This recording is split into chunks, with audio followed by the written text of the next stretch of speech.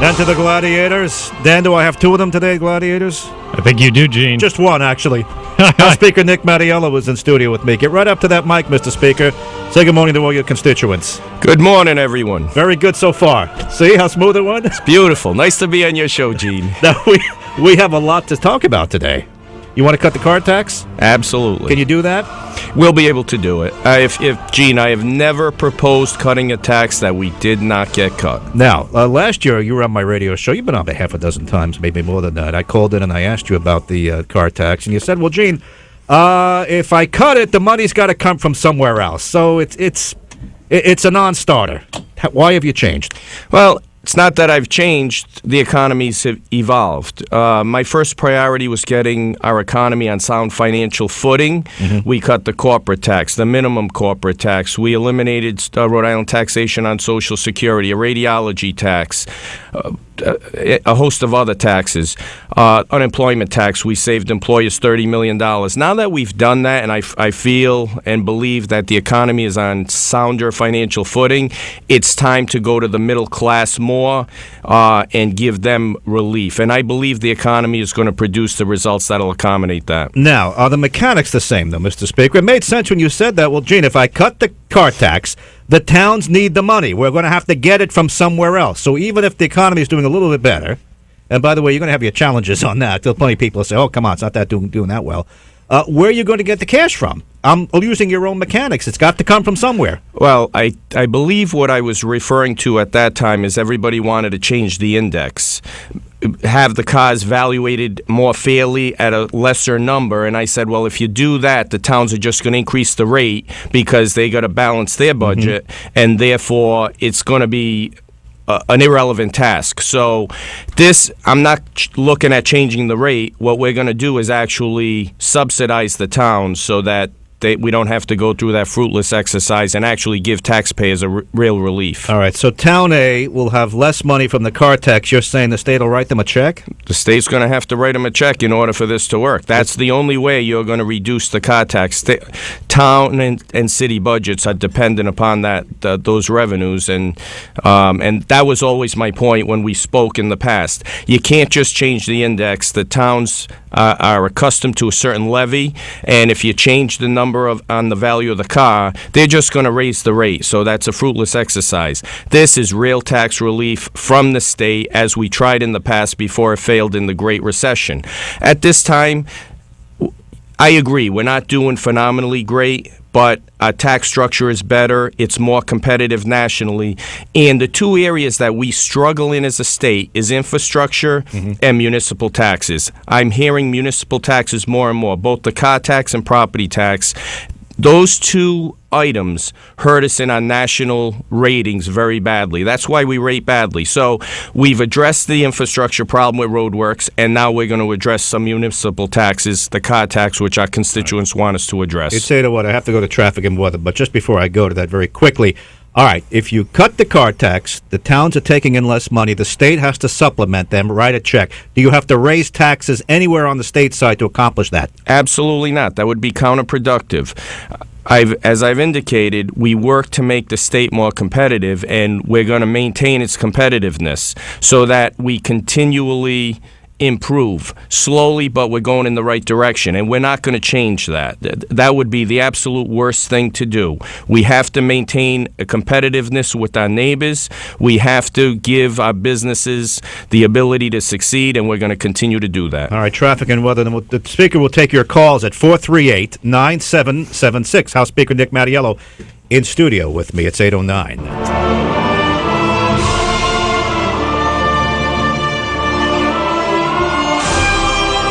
8:11. I've got the Speaker of the House, Nick Mattiello, in with me. Mr. Mattiello, your news conference yesterday was billed as unprecedented. Was it unprecedented? I can't speak to that. I would like to think it was significant in light of the fact that we've indicated to our taxpayers that we're going to give them real relief, and relief in an area that really irks them.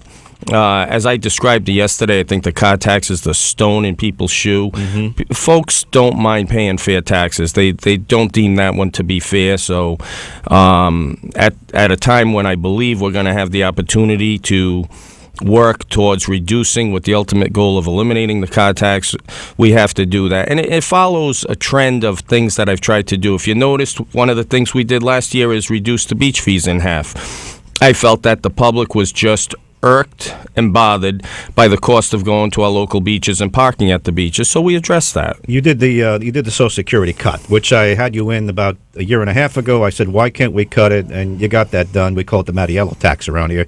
You did cut the Social Security tax, that state tax in Rhode Island. However, your critics are saying, oh, look at this. Mattiello calls the reporters. It's an unprecedented news conference. Now he wants to cut the car tax. He must be running scared. You've heard that. I'm not breaking news here. Yeah, well, people could say whatever they want. I'm actually extraordinarily confident in my district. I don't want to politicize this. My feedback is extraordinarily good, and I'm confident. I expect to be reelected. I don't want to be political about it. You know, folks all want to tell us what our constituents are going to do in about a month. I'm going to let the constituents speak, and I'm very confident with my relationship with my constituents, and I'm very comfortable to let them speak. Why don't myself, my opponent, all opponents, all candidates stop talking about what the opponents, the electorate's going to do? Let the constituents speak, and I'm very comfortable with that, and I've represented my district for 10 years, always maintained a good relationship with them, and I expect that they're going to respond appropriately. Steve Frias, your Republican opponent, he went after you. It was your watch. You're the captain when Gallison went down in scandal, and Carnevale was running around living somewhere else, and you were there on 38 Studios. One after another, Mr. Speaker. Well, we've had some challenges, but those they're all private. In fact, Mr. Frias is a Republican Party state or national committee person. He got a big state job through Governor Almond. Governor Kucheri kept him there. He's an advisor to the Republican Party. This is 38 Studios is Governor Kucheri's accomplishment and dismal failure. He's an advisor to Governor Kucheri. Shame on him. But you were there. You were in the inner circle when the vote was taken. You voted for it. We voted for a loan guarantee program at a time that banks were failing, and we were worried about jobs and the ability of businesses to get loans. That program was not 38 Studios. Governor Kucheri initiated 38 Studios through the EDC, where no legislator was located or seated because of separation of powers that the Republicans wanted. The Republicans wanted separation of powers. Governor Kucheri initiated it, and Steve Frias was an advisor to the Republican Party, and I believe Governor Kucheri.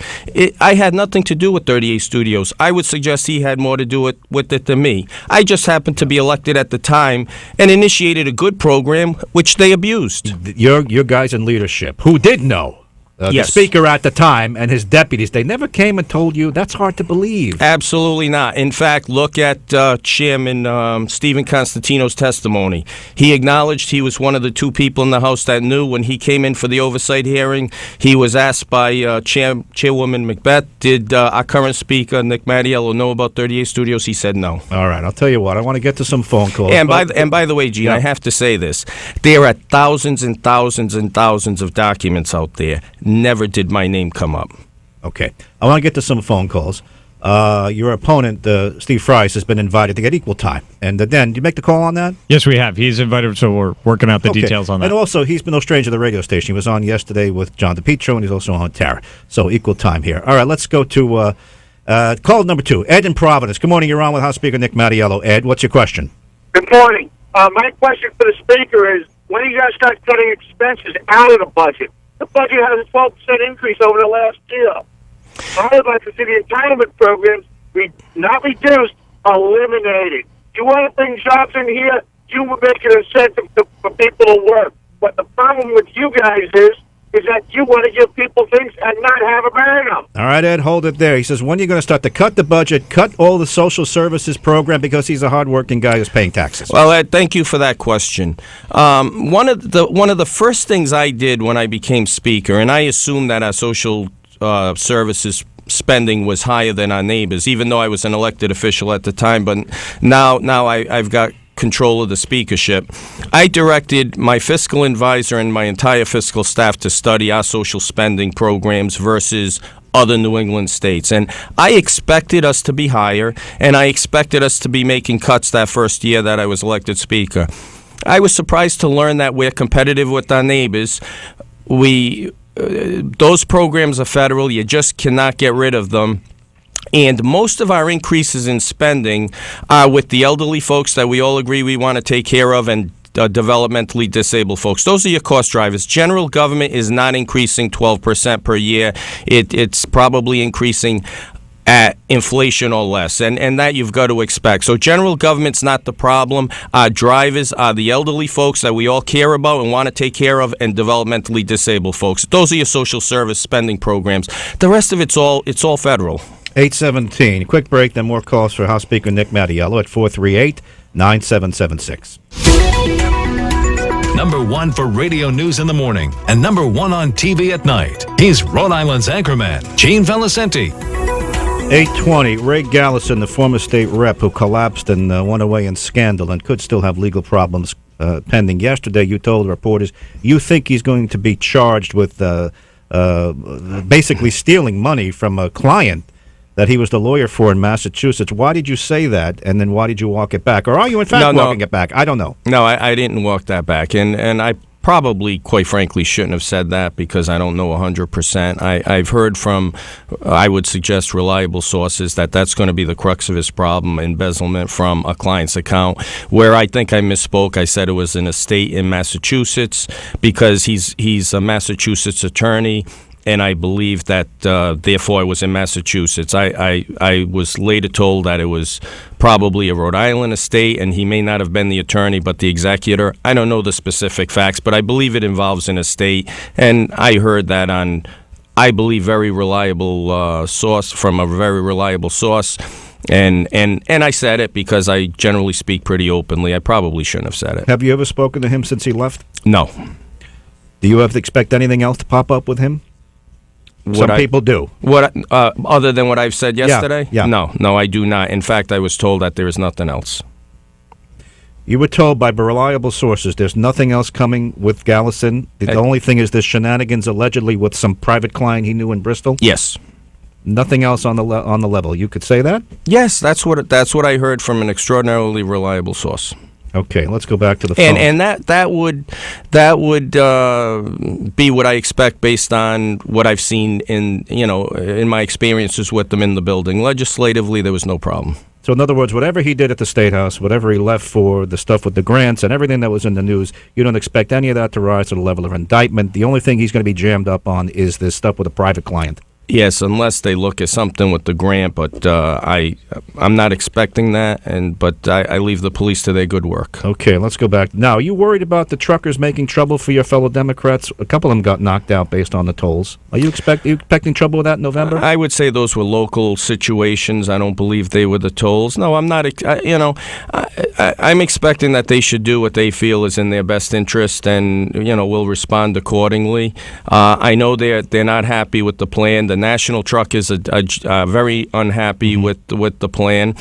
They're coming into the state of Rhode Island. All we're asking is that they pay their fair share, because I'm going to give whatever relief we can give to our taxpayers and I'm going to use the vehicle of the car tax. We're going to reduce our taxpayer burden. We're not going to subsidize the damage that the truckers do. All we're asking is that they pay their fair share.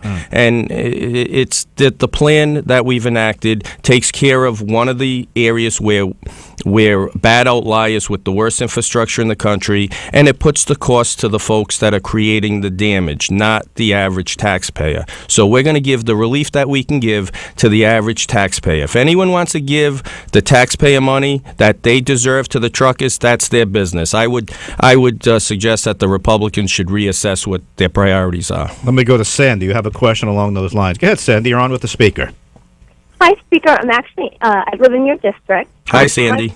Hello. My question would be, what have you done to repair the relationships with the Trucking Association and business associations, such as Gatsby Business Days, as they have stated that any tolls that they or costs that they incur via roadworks would also get passed on to the consumer, such as myself. Sandy, is that an issue for you to vote for against the speaker? Yeah. He supported the tolls. Would you vote against him for that?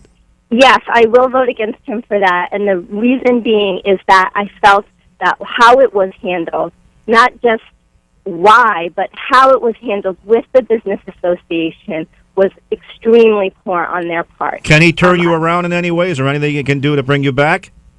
I think, at this point between 38 studios, between voting for 38 studios and then voting to make us pay for 38 studios after he became speaker is a huge problem for me. And I do believe, but more importantly, the tolls in roadworks, the way it all went down. Well, I'm not sure. Go ahead. Respond to Sandy. She's your constituent. Thank you for the question, Sandy. I'm not sure what you're referring to, how it went down. First of all, let me address the Gatsby group. It's an extraordinarily partisan group, and they're not gonna vote with the average middle class consumer and voter. So, what I do care about is business groups. The Greater Providence Chamber of Commerce endorsed the Roadworks plan. We passed that plan after basically 1 year of study. We had an economic study. Regional Economic Models, Inc. did a professional study for us. It indicated that the wealth of Rhode Islanders was going to increase. The number of jobs were going to increase. We're putting the cost where it belongs. I did hundreds of cash flow analyses, and we've determined that it's in your best interest. Now, some folks are saying the costs are going to be passed along to you. Trucks pay tolls in every state on the northeastern corridor except Georgia and Connecticut, which is going to ultimately enact tolls. And I don't believe those costs are being passed along to you. And if they are, Rhode Island should be competitive in that process. So when you look at the yield on these trucks, the value of these loads, there is no way that $10 or $20 on that load is going to be passed along to you. That's just misinformation. I'm sorry that you're getting it. And we've been working on our relationship with truckers as well as every other business group out there. All right, let me do traffic and weather together. Then you can just finish up the answer on 38 to her. You're not going to satisfy her on 38. But she did reference that you made us pay for it. You did support paying the notes back. Absolutely. You pay your bills. It's an obligation of the state. It would have badly hurt our credit forever into the future. So we're worried about our business climate, so you have to make responsible decisions. Nobody loves paying their mortgage, but everybody does the responsible thing and pays their mortgage. You had a critic on the line in Sandy. John looks like he's a supporter. You're on with the speaker. Go ahead, John. John on line 2, go. Good morning, Mr. Speaker. My name is John. I'm from Cranston. I'm one of your constituents. Good morning, John. For a better part, I think it's important to say that I consider myself, for a large degree and extent, apolitical, but do indeed vote and have tracked your career from its inception at the State House. And I've always found you, Mr. Speaker, to be a very prudent and pragmatic thinker. And along those lines, I followed you and, again, have voted for you because of that. So with some of the decisions that you've made, I found them to be very thoughtful, very measured, and while they may be political, I try to take the political context out of all in every vote. So relative to the tolls, I'd like to speak to the tolls in particular as somebody who doesn't work in Rhode Island but travels through 10 to 15 states. Tolls are in fact, part of everyday living. Yeah, but they're spread around cars and trucks. We would be the only one with just trucks, John. You know that, right?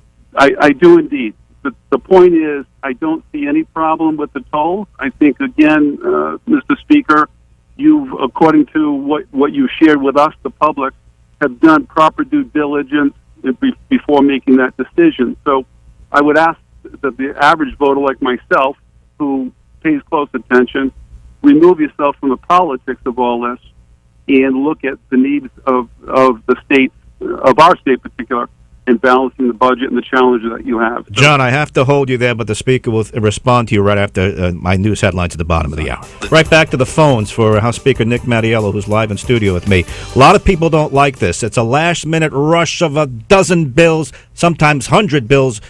The legislators don't even read it. They don't know what the heck's going on because the leaders want to end the session. Richard, what's your question? Line 1 for the speaker. Go.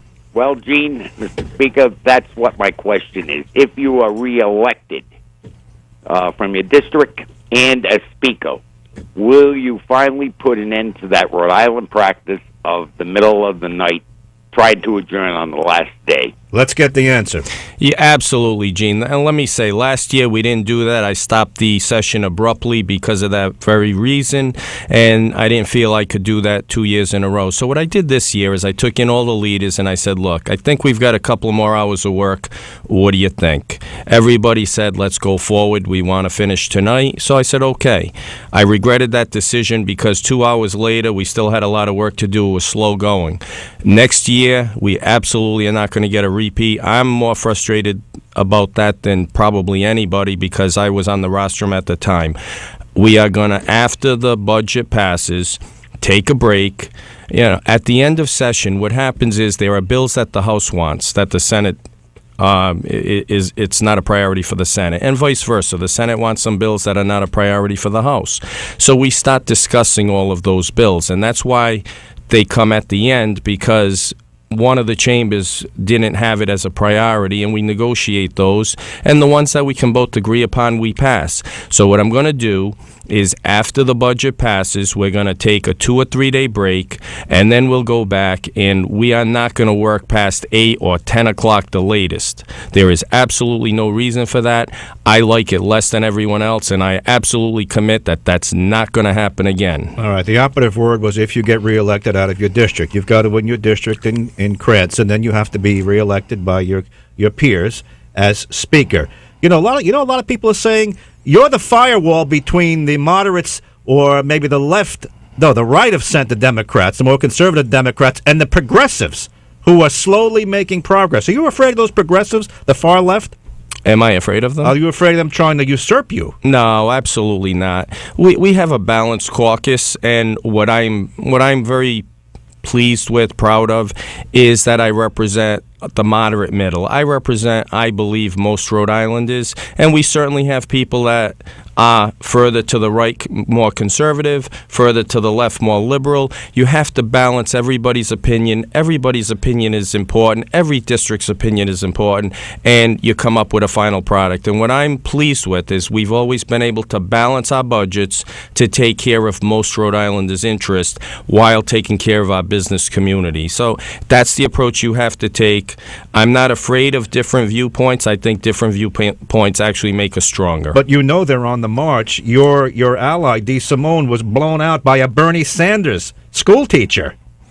You can't feel good about that. Well, not that you don't like school teachers, but that's a far-left person, and then there are others out there who have their eye on your leadership. Well, that district chose to elect that individual. So we respect that individual. We respect, and she's a very nice person. I've known her for years, and she's going to come up and make a good, provide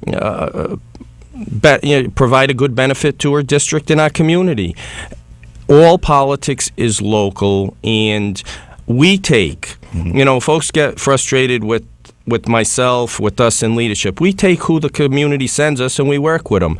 And we are going to work with every community, whether they elect a Republican or a Democrat, and we're not going to shut anybody out. So who the folks send, I'm going to work with. But I don't hear you saying I'm your firewall between the leftists and the progressives.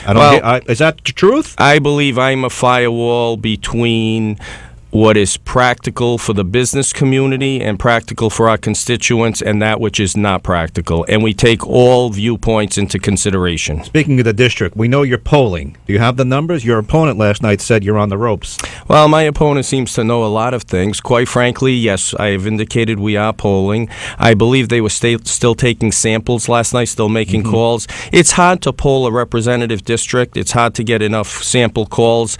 I believe they now have them, and they're going to go through and pick out the right sample so that they can come up with the right results. So I don't have the results yet. All right. Governor Raimondo took a beating. While she was running, she said, I want an independent 38 Studios investigation. Once she got in, she said, no, that's not the way to go. It's too expensive.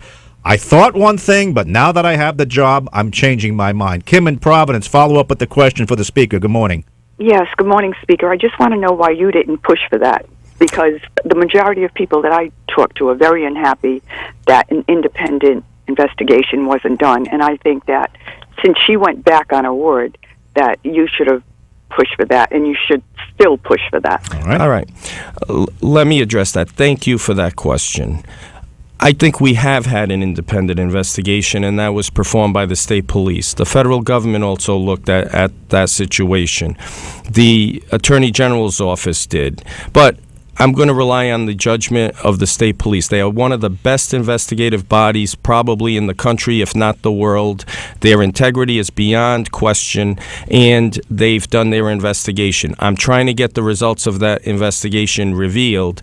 Once you start an a special investigation office, you have to fund it. It's going to cost the taxpayers millions of dollars, and quite frankly, we're going to rehash the same news cycle that we've had for the last 2 or 3 years, for the next 2 or 3 years. It's not good for our economy, especially since the investigation's been done. I know that doesn't sit well with some people. My job is to ultimately consider everything and to do what I think is best for Rhode Islanders, and I think it's best that now that the investigation is done, we move forward and we move our economy forward. That's my concentration. I see a little news here. What are you doing to get those court records and the state police investigation released? Now, I haven't heard you say that before. What are you doing?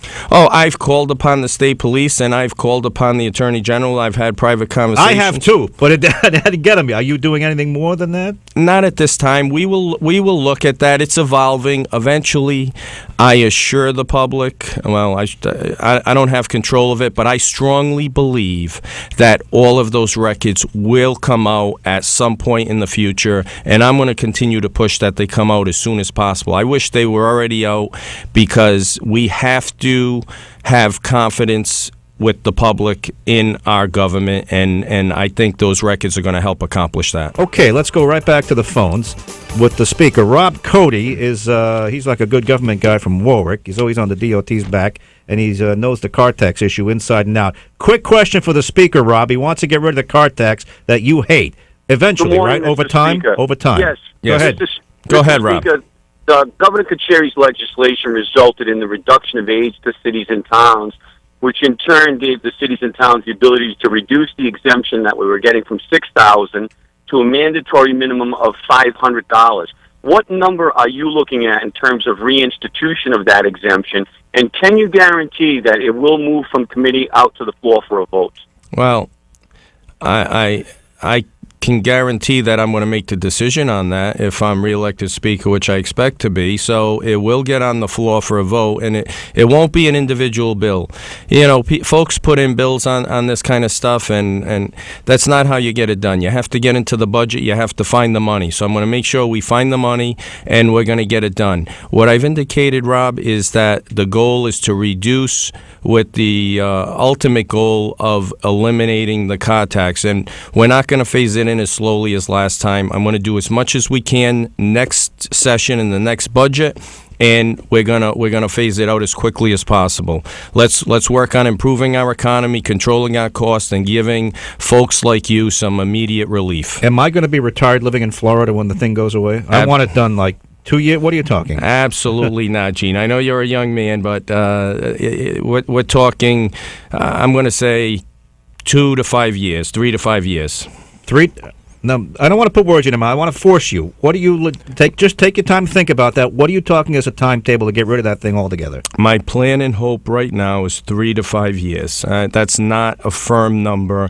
Let's. It's going to be somewhat economy dependent. I'm going to do as much as we can do each year. Okay. Back to Bob is in Warwick, has a question on Rhode Island taxes and pensions. Now, you did cut the... He just jumped off. All right, look, he was going to ask you about pensions. Is Bob there? Okay. Bob, go ahead. What's your question for the speaker on pensions? Yes. Good morning, Gene. Good morning, Speaker. Good morning, Bob. Last year, you initiated an exemption for both military, retiree pension, and all other pensions, including state pensions. Yes. Which was very welcomed, except for one thing, Mr. Speaker. Why did you cap those pensions at certain income levels, where if someone was above that income level, they cannot take advantage of those exemptions? Well, quite Simply, Bob, you run out of money. We have a constitutional requirement to balance our budget, and when we reduce a tax, as I've indicated, you can't just legislate it away. You have to find the money in the budget, and that's as much money as we had up to those income thresholds. We're going to continue to look at that. I understand your concern. We felt as though you give the relief to the folks that need it the most while we could afford it, and then we would revisit that. So we will continue to revisit these things. If you've noticed, since I was first elected Speaker, we've been moving to reduce taxes and to give benefits back to the taxpayers, and we're going to continue to do that, and I'm going to continue to look at those thresholds. So I appreciate your question. This is in addition to the Social Security tax that you cut. Yes, that was an additional $15,000 for any pension income. Okay, quick break. The news with Rhode Island's anchorman, Gene Valicenti. Look at the clock. Where has the time gone? Mr. Speaker, Nick Mattiello, Rhode Island's House Speaker, has been in with me for an hour, taking my questions and your calls. Mr. Speaker, thanks for coming in. Gene, thank you for having me. Always nice to be on your show. All right, I hope you felt you were treated fair, and it's good to take the calls from the people, I think. Always treated fair, and always nice to talk to the people, and discussions are good, different viewpoints are good, so I appreciate the opportunity. Maybe we'll make it a monthly thing. Ask the Speaker. I would love to. I've got to ask the governor and ask the DOT going. I would love to be here once a month. All right, there you go. Good luck, and your opponent, Steve Fries, has also been invited for equal time. That's good.